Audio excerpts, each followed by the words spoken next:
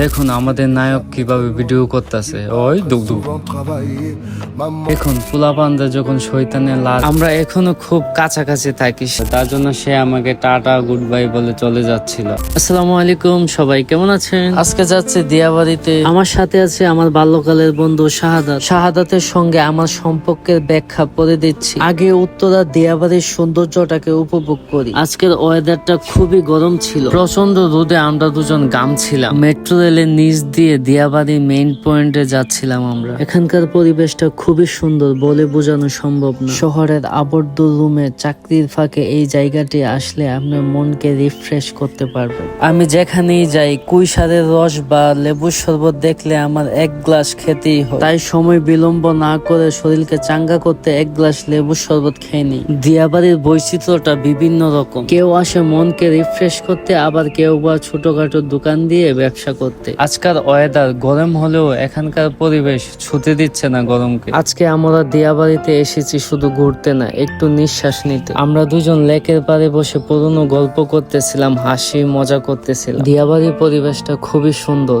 সবুজ গাছপালা আর হিমেল হাওয়া। আমি এখানে প্রায় সময় আসি, অফিস বন্ধ থাকলে প্রায় শুক্রবারই এখানে আসা হয়। সানগ্লাসটা পরলাম, আবার খুললাম, আবার লজ্জাপতি গাছ দেখলাম, হাত দিয়ে ছুঁইলাম। গাছগুলো সুন্দর না? অনেক সুন্দর। আসলে দিয়াবাড়ি হচ্ছে কাপলদের মেইন পয়েন্ট। আমার যেদিন চেয়ারটা পূর্ণ হবে সেদিন আমি আবার আসব। দিয়াবাড়ির সৌন্দর্যের অন্যতম কারণগুলি হচ্ছে এখানে দালানগুলি সমপরিমাণ এবং একই রঙে। এখানে রয়েছে ফাঁকা পরিবেশ এবং প্রকৃতির সৌন্দর্যে ভরা।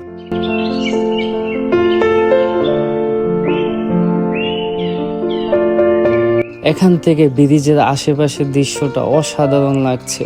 চারপাশে সবুজ গাছ, মাঝখানে পানি, কি সুন্দর একটি পরিবেশ। বিকেলে আসলে দিয়াবাড়িটিকে খুব সুন্দরভাবে উপভোগ করা যাবে, কেননা বিকেলবেলা অনেক মানুষ এখানে ঘুরতে আসে। এখানের পরিবেশটা খুবই শান্ত। আমি আর শাহাদাত এখানে চারপাশে সুন্দরভাবে চারপাশটা ঘুরছিলাম। বাইরে ঘুরতে ঘুরতে খুবই ক্লান্ত হয়েছিলাম, তার জন্য আবার 2 গ্লাস আখের রস খাইলাম। খুবই মজা, সুস্বাদু আখের রস। তীব্র গরমে আখের রস খেলে ভিতরটা একদম ঠান্ডা হয়ে যায়। দেখুন পোলাপানরা যখন শয়তানের লাড়ে তখন তারা কি করে।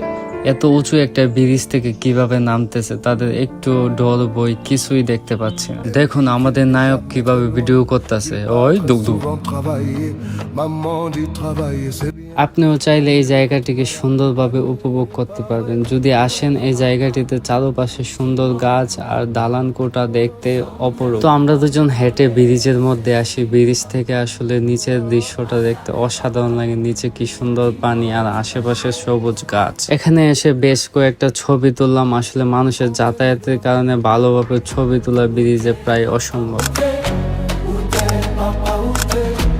তো অনেকটা সময় ঘোরাঘুরি করার পর শাহাদাতকে এগুতে মেট্রো স্টেশনে যাচ্ছে দুজন। শাহাদাতের সাথে আমার সম্পর্কটা একটা আত্মার সম্পর্ক। কেন আত্মার সম্পর্ক আমি একটু ব্যাখ্যা দিচ্ছি আপনাদের। সেই ছোট্টবেলা যখন আমরা গুটি গুটি পায়ে একসাথে মক্তবে যেতাম, সেই ছোট থেকেই আমাদের এই পর্যন্ত বন্ধুত্বের সম্পর্ক। একই কেজি স্কুলে প্লে থেকে নার্সারি, প্রাইমারি স্কুলে 1 থেকে 5, হাই স্কুলে 6 থেকে 10, ইন্টারমিডিয়েট একই কলেজে। ইন্টার কমপ্লিট করার পর শাহাদাতেরও চাকরি হলো, আমিও ঢাকায় চলে আসি চাকরির জন্য। শাহাদাতের চট্টগ্রাম ট্রেনিং শেষ করে কোনো না কোনো ভাবে তার ট্রান্সফার হয় ঢাকা বনানীতে। আমরা এখনো খুব কাছাকাছি থাকি। সে বনানীতে থাকে, আমি উত্তরাতে থাকি। আমরা দুজন প্রতি সপ্তাহে দেখা করি এবং ঘোরাঘুরি করি। আমাদের সম্পর্কটা কতটা গভীর, চাইলেও দূরে থাকা সম্ভব নয়। শাহাদাতকে এগোতে মেট্রো স্টেশনে আসে। সে মেট্রো দিয়ে মিরপুর থেকে বনানী চলে যাবে। শাহাদাতের 6টার আগে ক্যাম্পে চলে যেতে হবে, তার জন্য সে আমাকে টাটা গুড বাই বলে চলে যাচ্ছিল। তো শাহাদাতকে বিদায় দিয়ে আমিও মেট্রো স্টেশন থেকে নেমে বাসার দিকে রওনা দিতে হবে। মেট্রো স্টেশনের পাশে খুব মজাদার চা পাওয়া যায়। চাটির মধ্যে ছিল পুদিনা পাতা,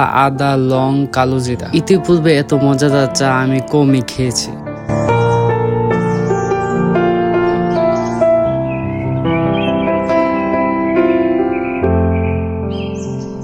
আজকের দিনটি নিজের মতো করে অনেক আনন্দে কাটিয়েছিলাম। আজকের দিনটি খুব গরম লাগলেও আকাশের দিকে তাকালে মনটা ভরে যেত, এত সুন্দর লাগছিল আজকের দিন। বাসা যাওয়ার পথে এক পর্যায়ে এমন বৃষ্টি নামছিল, মনে হচ্ছিল যে বৃষ্টি আর থামবে না। মেট্রো স্টেশনের নিচে একটি পিলারে লেখা ছিল, শপথ নিয়েছি দেশ গড়ার, ইনকিলাব জিন্দাবাদ। তো সবাই ভালো থাকেন, সুস্থ থাকেন, লাইক কমেন্ট শেয়ার করে আরো উৎসাহিত করুন।